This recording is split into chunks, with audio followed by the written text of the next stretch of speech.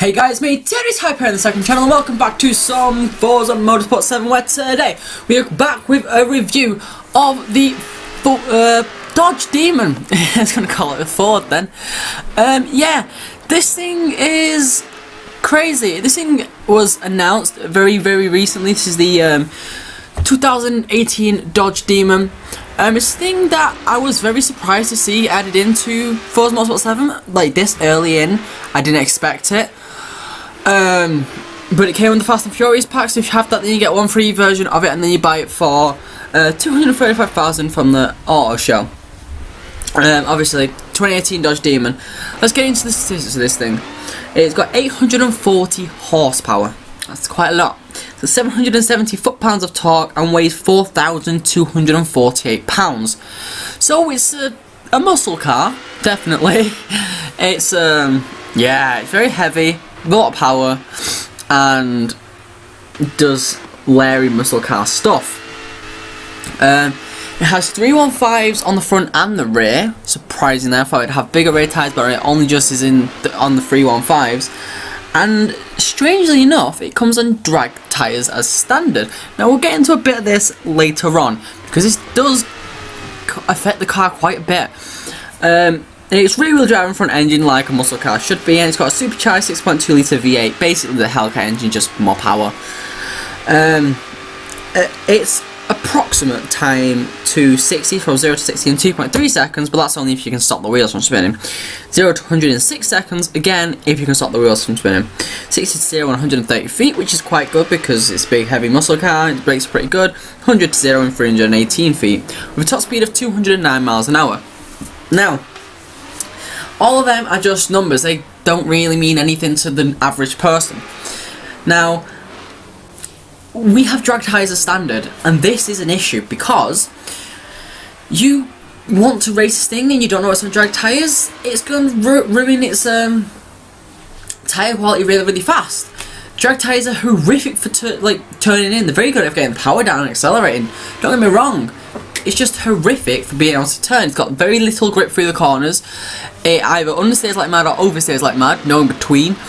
And you just need to learn, because this thing's got 840 horsepower going through a corner, which drag tyres don't do. So it's just not good at all.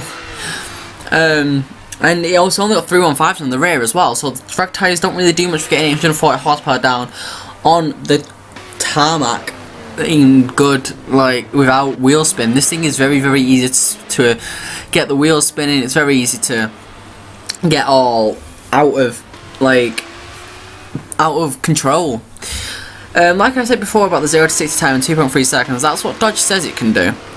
But me personally, I don't think so, because you put the power down on this at all and it just spins its wheels. You can put the tiny spin on it, it will spin its wheels because it's got so much power, and it's on drag tyres as well, which is what I don't understand. It just spins and spins its wheels. It's got so much torque.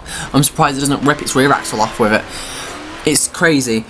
And it's only got a top speed of 209, and I'm guessing that's because it's tuned to be a drag car. That's what the Dodge Demon is built for, to just be able to do crazy 0 to 60 times when you can get the power down, and not have to get the high, speeds. And now, I imagine if you tune this thing properly, you could probably make it into a pretty good race car, although, we're on the stock power, we're just, reviewing the stock car, and I can't tune it, so we've got to use it as it is. And another thing for this car is, yeah, it's got good stats from 60 to 0 and 100 to 0, but the brakes are horrific. They are genuinely the worst things to exist in the world. They're just so bad. You barely get anything stopped. We're at Coast here, Circuit of the Americas. Coming down that straight, you're doing 180. The brakes just overheat way too quickly. They don't really work. Then when you get turned in, you come out and you put power on it, just spins the wheels up, and yeah, I'm not really a big fan of this. But I do like it. Don't get me wrong, I do like it. It's just it's just too new. It's too new of a muscle car. It doesn't really do it for me. It costs 235,000 credits as well. And in real life, it's going to cost like £120,000. And as you can see, it's like now, it's just spinning. It's just drifting. It's very good at getting drift because, you know, we're on drag tyres. They've got enough grip to get sliding and enough grip to catch it, but they just slide. I mean, yeah, it looks spectacular when it's sliding, don't get me wrong, but if you were playing with simulation damage, then you'd have no bloody tyres left after one corner. Like, it's as simple as that. And that's quite sad, to be honest. It does sound incredible though. It sounds very, very good. And it does get its power down decently well. It can get accelerated pretty fast, but I think that's just because of the brute force of the 840 horsepowers and getting it spun and like getting the power down. The interior of it is very technological. I've always raced in interior, so yeah, it's very technological. It's got a lot of technology and stuff, although none of that really matters for Forza Motorsport. It's just one thing you gotta think of is it's incredibly heavy, and so getting through corners like this is, these corners specifically are horrific. It just does not like these corners, and because of the drag tyres, it just drags it out. Now, if we were to put race tyres on it, I think it would be fine. It would be able to get its power down perfectly well. It'd be able to get through the corners perfectly well. But coming on drag tyres as standard, we've never seen a car do that in Forza before, and I didn't realise this when I was taking it around Kota. And after I took it around Kota, I went and loved the look. And it's standard. You can't. It just like comes standard. And you can also put like race tyres on it. You can't put drag tyres on it, so I assume it's on drag tyres as standard. That's what I've heard as well. So yeah. Also, this is a bit of a late review because it's been a long time since I did. I've just not been bothered coming to do it. Because I don't know, there's not much you really speak about the Dodge Demon. It's just basically a helicopter with more power, and that's about it. Yeah, it's grey. Do you know what though? Compared to the Hellcat, it does look quite nice. Like, as you can see, it's had like, it's supposed to be like 4 lights, but the 2 inside lights have been taken out, and they are now air like tunnels. Because this thing needs so much cooling, because how much power it is, and yeah, it's literally what it's like is taking. It's like you taking both your eyes out to help you breathe, basically. And it's just like Frankenstein. But I mean, at least it looks cool. Like when we drift in here now, it does look pretty cool, and you can see it's pretty easy to keep in control. We only had the one spin, that was at the start of the race when I didn't realise it was on drag tyres, and considering I didn't know it was on drag tyres, I did a pretty good job of keeping it in control. It does look incredible, like drifting about. I think I also did this, I got the gameplay a long time ago to go for this, so I'm not really 100% sure on if it's done good or not. We can get up now. I know what it is, but I'm not going to tell you guys that because that comes. But we've not really took any other. Well, we have took other muscle cars around here. Obviously, we took the Chevrolet Camaro, and obviously you would expect it to be a bit faster than the Chevrolet Camaro.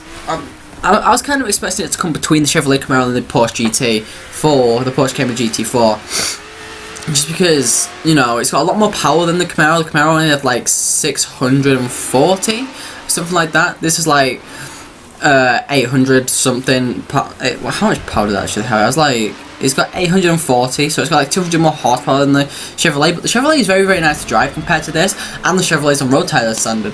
So I was very curious to see what would happen if you put them head to head. I mean, obviously, like, this is just theoretical. Also, I did have a crash there, you know. I had a crash there because the drag tyres dragged me out and, you know, understeer. So yeah, I was obviously wondering, would it be better or worse than the Chevrolet Camaro? Now, for practice, I did enjoy this car to drive. Don't get me wrong, I love driving this car. It's so much fun to drive, and just like race around, because you can just like get it sliding, get it sideways, get really fast, compared to the Camaro, which is very easy to tame and keep in control and doesn't really spin its wheels out that much for a muscle car. This is a lot more fun, but I always had that incline that maybe the Chevrolet was going to go faster because it just felt easier to drive. But anyway, we're going to jump on over to the quarter-mile drag strip, which is where this thing should really excel. Now, when I first did this, I was like, yeah, we'll come to the drag strip in a minute. obviously, but this thing is built for drag racing, so it should theoretically do incredibly.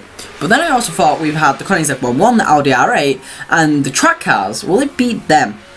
And obviously I don't think it would, because why would it? The Dodge Demon got a time of an 11.211, which puts it into 5th place. It puts it behind the BAC Mono, which is a 10.677, and in front of the Porsche Cayman GT4, which is 11.545. Anyway, we are here at Maple Valley, where we are doing our drift test. Now, obviously I thought, okay, it's going to be pretty easy to get the drift done. It's a muscle car, it gets sliding very, very easily. As you saw at Kota, it was very easy to hold. But then when you actually come trying to do it, and you're concentrating on trying to drift, not just trying to like keep it in line, it's actually quite difficult. Because at this point, I knew it was on drag tyre, so I had to take into consideration, right, I need to get turned in, then I need to get the power down, I need to get the wheel spin, I need to keep it in control. And there is an awful lot you've got to think about with this vehicle while drifting it. Obviously, muscle cars are very easy to drift, but at a circuit like Maple Valley, there's a lot of long flowing corners, and that's where this car does do well at drifting. But I'm not the best drifter, and I'm the one that kind of lets this car down. This is the best lap you've seen me do, and as you can see, we have had a couple of accidents before we take it around here. And you see, we put wheels on the grass, and because we're drag tyres, we just lost grip, and we couldn't slide. We lost grip, and then found grip, and then we went straight forward. So yeah, as you can see, it is a bit damaged. We had a roll earlier on.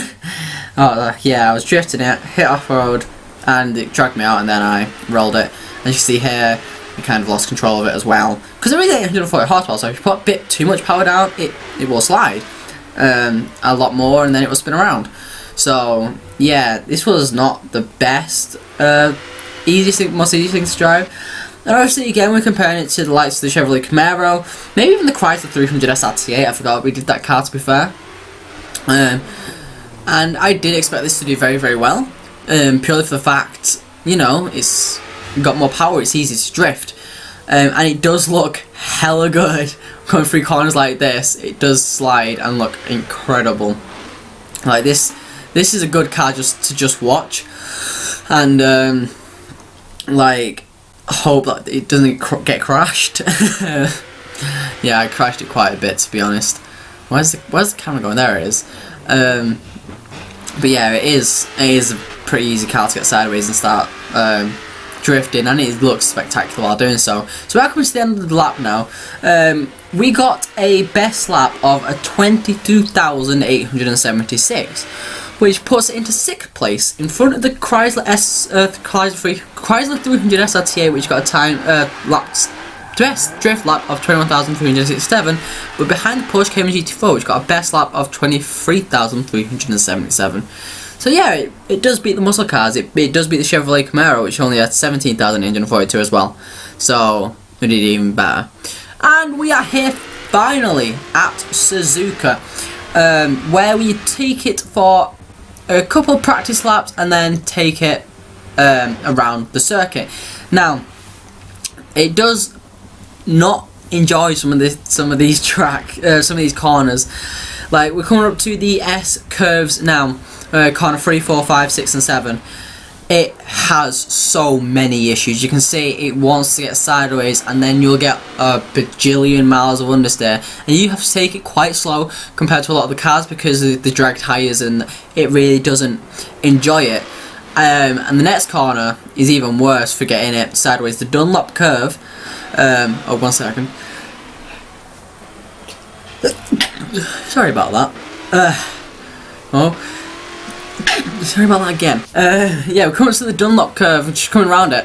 This thing just slid most of the time, and the Degner curve is probably where it was easiest to keep in control, but the second Degner curve it didn't like because you're going into it quite fast, so you do need to keep the lock on, and it did understeer, and then you got a lot of oversteer, and then yeah, that's the story of this track is understeer, oversteer. Coming up this uphill here and uphill corner, it spun its wheels up a lot, and it didn't really get up there all that fast because it was too busy spinning its wheels. We're coming up now to Spoon, which is another place where it didn't excel at all. It understayed, and in one of the practice laps, my first practice lap for this, it understayed off the course. Like, I tried to keep it. I wasn't even going that fast. Bear in mind, like, I'm not going that fast because I know that this car can't take it. I was going like, I'm probably about 80 going into the corner, just understated off the course. Yeah. But this is probably where it does best. It gets accelerated really, really fast. It gets up to about 180 miles an hour, but then it understays again. And as you see, we do go a bit wide, but overall that does lessen the time, like increase the time taken to go around the course, because it has to take a longer line and get stopped harsher when it comes to the next couple of corners, which are the final 2 corners, which didn't like either. So basically, don't race the Dodge Demon because it is very, very bad at racing. But lap time wise, it did a lot worse than I expected it to. So Chevrolet Camaro ZL1 came in 7th place with a time of 2:31.226. The Dodge Demon is in 9th place with a time of 2:34.429. Yeah, it is quite slow to say the least. But yeah, if you haven't used it already, definitely give it a try out. I wouldn't recommend buying the car pack for this car because it's just not useful. If you're going to upgrade it, if you're going to use it stock, don't buy it. If you're going to upgrade it, put race tyres on it, tune it, yeah, you could probably do awesome. It could genuinely be a really good race car. But stock, not worth it. But yeah, if you've enjoyed this review, then make sure you like and subscribe for more car reviews coming in the future. Comment down below what car you want to see review next, and we'll definitely get to it. We've got the two new car parts. I think next might be the Jeep Trackhawk. Should be fun. So yeah, anyway, that's it from me, 10 Hyper, signing out.